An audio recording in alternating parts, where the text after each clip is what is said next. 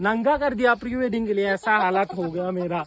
Hello' everyone, নমস্কাৰ। মোৰ আন এটা মিনি ব্লগলৈ সকলোকে স্বাগতম জনাইছোঁ। ৰাতিপুৱা 5টা বজাতে উঠি ক'লৈ গৈ আছোঁ দেখাই আছোঁ বাৰু। মোৰ মেকআপৰ বেগ। মই একেবাৰে মৰ্ণিং পাৰ্চন নহয়, বাট কাম থাকিলেতো উঠিব লাগিবই। এয়া আজিৰ ব্ৰাইড আৰু গ্ৰুম, আৰু এয়া আমাৰ টিম মেম্বাৰ কৃষাণু আৰু কৃষ্ণৱ। আৰু আমি এতিয়া গৈ আছোঁ চেৰাপুঞ্জীলৈ এটা প্ৰি ৱেডিং শ্বুটৰ কাৰণে। এয়া আমি আহি এখন কেফেত ৰখিলোঁ, কাৰণ ইয়াতে মেকআপ কৰা হ'ব আৰু লগতে কিবা এটা খোৱাও হ'ব।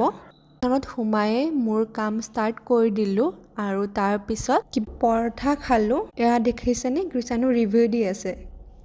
লগতে দিনটো নিজকে ফ্ৰেছ ৰাখিবৰ কাৰণে এটা ব্লেক টি খালোঁ। খাই লৈ উঠি আমি আমাৰ ডেষ্টিনেশ্যনলৈ বুলি ওলালোঁ। ফাইনেলি আমি এয়া আহি পালোঁ আমাৰ লোকেশ্যন।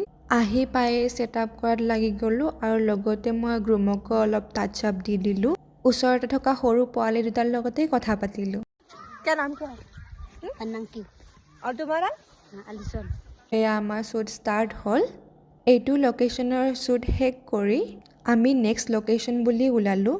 আৰু নেক্সট লোকেশ্যনটো আছিল আমাৰ এটা ৱাটাৰফল। ইয়াতে কেইটামান শ্বট লৈ আমি ওলালোঁ।